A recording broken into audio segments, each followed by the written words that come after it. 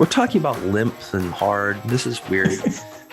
In the hot rain, you're like, lambada, forbidden dance. Hey, ladies, what's up? Kind of thing going on. Hello.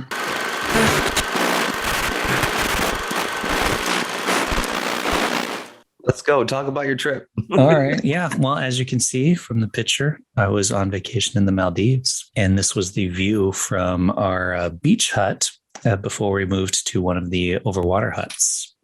It's quite lovely. Nice. Yeah. I was in Issaquah. Yeah. How was the weather? Raining again. It's raining. Well, we got a couple days of rain, but it was, we had a couple days of rain, but it was that like tropical hot, tropical rain where you're like, this is awesome. Yay. Where you're with your significant other, like kissing in the hot rain. You're like, pretty much. Lambada. Yep. Forbidden dance. As you roll around on the beach in the sand in the rain. Yeah. Drink pina coladas. Maldives, smooching on a chick, hanging on the beach. We've gotten spoiled though, because we have to go to a friend's wedding in Ireland month after next, right? And we were looking at places to stay, and some of these like cheaper places, and we're like, no, we can't stay there. What? No, we got to stay at a nice like resort. Like, do they have massages? Like, that place doesn't have massages. We're so snooty now. Yeah, that's what happens. Yeah. Well, all right. Enjoy. So, yeah. So the reason why we're talking about my beach vacation is, of course, the Robin Williams film Club Paradise, which a lot of people have not heard of. I'm a Robin Williams fan. I never heard of this thing. I had heard of this film.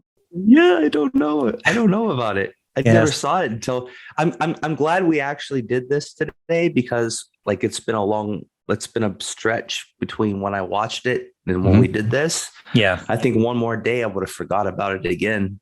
That's usually what happens to me when we do these reviews, is by the time we actually get around to the view, I'm like, I don't remember that part. So what this is Robin Williams plays a Jack Moniker, who is a firefighter from Chicago, I think, but I could be wrong on the city. And he basically, it opens with a dramatic fire sequence, and then he's like, that's it, I'm out of here, I'm going to the tropics.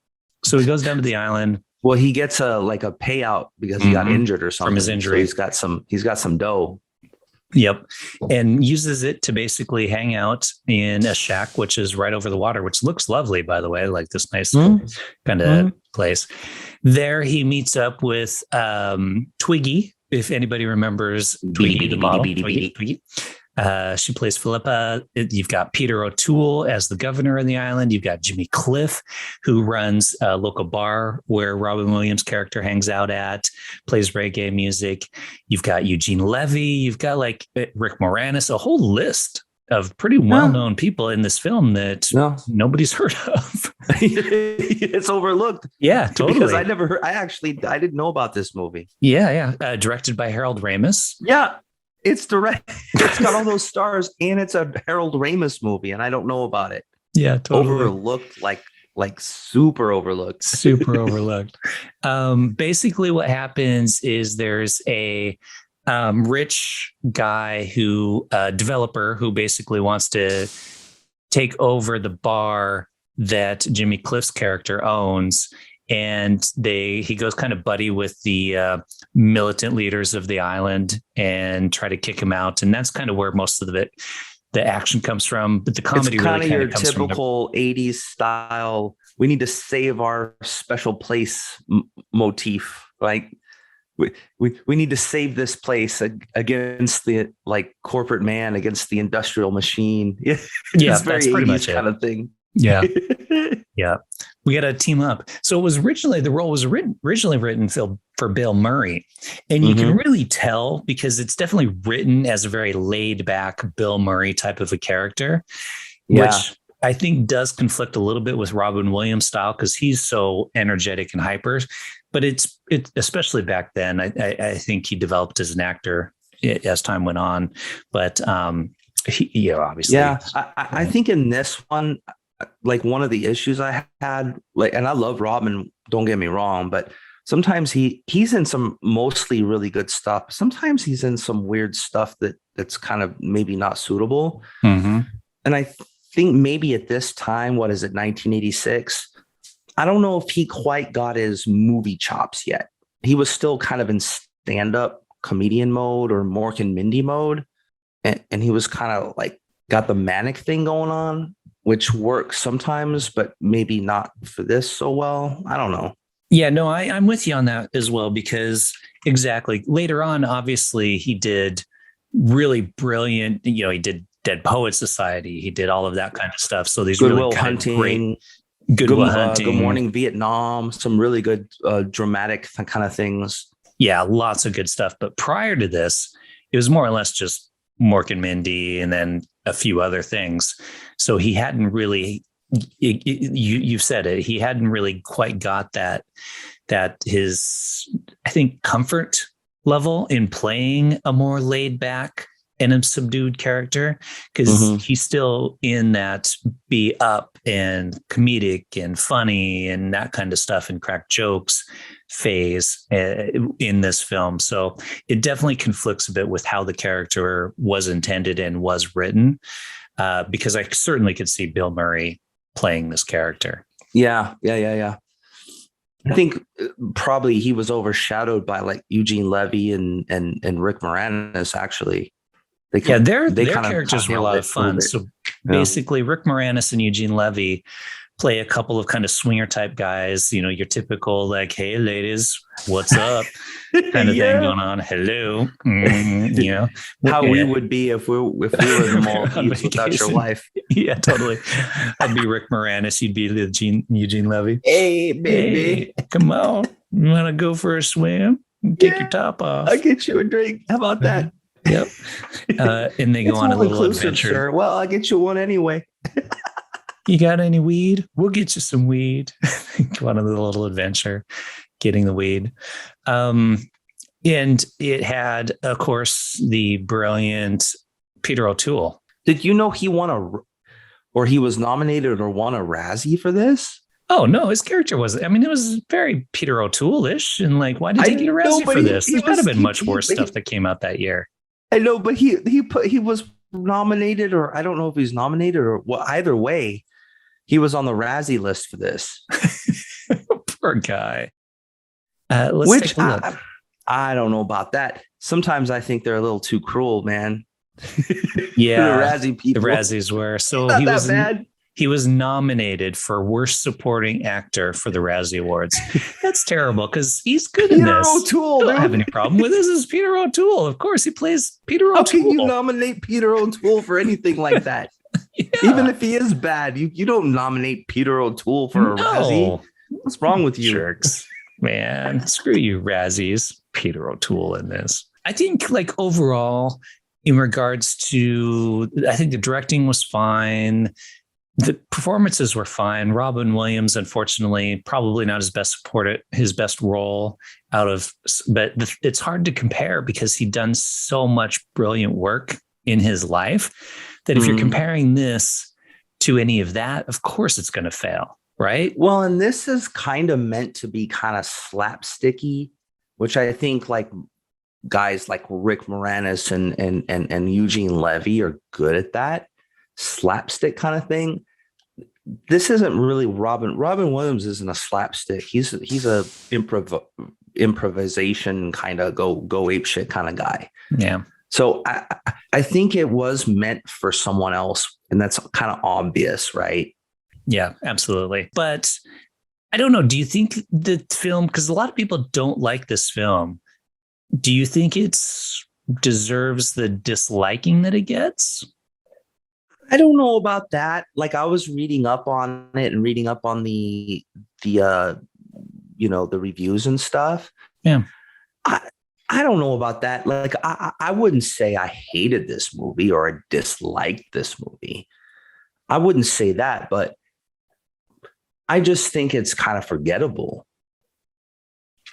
Yeah. That's what it is with me. Am I going to give it like it's a bad movie thing, not really. If you watch it, you're not going to completely waste your time if you got nothing else to watch. Man, you're okay. It's a fun 80s beach movie. There's a lot of 80s beach movies. It But really is a total 80s beach movie. yeah, it's an The 80s jokes beach are very movie. 80s. All the bits are very 80s. And yeah. Yeah. So I don't know if I hated it. How about you? Did you dislike it, or did just like I what do you think think? I'm with you. I'm kind of impartial. I actually kind of liked it a little bit. Hmm. But the thing is, yeah, if you compare it to other stuff, it's not brilliant. I didn't really laugh out loud at any point watching it. It was kind of like, okay, this is entertaining. This is kind of mindless enough to where like I'll waste some time watching the film. It didn't feel too long or anything. So it's not like modern movies that they're like 3 hours long. It's only an hour and a half long. so, Yeah. so Yeah. that's good. That's the good old days when feature length meant something else. But I suppose my only issue is for something that was directed and written by Harold Ramis, starring Robin Williams and Eugene Levy um Oh, everybody else. Yeah. Brian Doyle and just Murphy, yeah, Joanne all these Cassidy, guys. Like when I Twiggy. think about that kind of movie, that should be like in my head, it should be a classic. Like I shouldn't have overlooked this one Yeah. with all that attached to it. But I've did this is the first time I ever watched it. It makes you wonder, I like, ever watched it. what happened? Like, why was it not a successful film? Like, what happened in the writing process? Because, yeah, he's a great writer, Harold Ramis, Harry Shearer Sure. from Simpsons fame. He was involved in the writing, a few other people. So maybe it had too many writers. Maybe it didn't have enough writers. Maybe studio involvement, or maybe it was just the wrong group of people, right? Like that. Maybe that they just made it for. It's a lot of unforgettable people making forgettable movies. It happens, I guess. Yeah. If you make enough, like if you look at Robin Williams' portfolio and how many movies he's been in, how many movies he starred in, you're bound to get one that's kind of forgettable, I suppose, right? Yeah. I mean, he was the star of like 100 movies or something. It's unreal. And brilliant. And so many of them are very, very good ones. Yeah. Good films. Yeah. So you're going to have maybe a couple duds. And I wouldn't say this was a dud. I would just say it's forgettable. That's all it is. Yeah. Like yeah. I don't want to say like, oh, it's a bad movie, but there's a reason it's overlooked. Justified. It's kind of forgettable, man. Yeah, okay, it's overlooked for a reason. You might have watched it at some point in time and actually completely forgot the fact that you watched it. Yeah, you know, I was thinking that too. I was like, maybe I actually did see this and totally just forgot. I think I had seen this actually, because there were bits in there. I'm like, I've seen this. Because I remember the bit with the bag of weed. The Eugene Levy's character is going after and finding the weed and then getting pushed out of the plane, and the bit with the soldiers on the beach. I remember that a little bit. So I'm pretty sure I've seen this. Yeah, I don't know. I think there were so many beach movies in the 80s that this maybe got lost in the mix. Yeah. There were 80s comedy beach movies, right? Yeah. And it's so stereotypical too. The storyline, the plot, like everything about it. Yeah. We need to save our little place.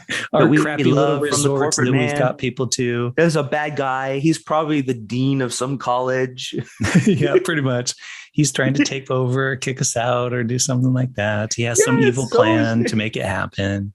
In that way, maybe it's just it's in the noise, man. It's in the 80s beach movie, save our place from the dean noise. Like, yeah.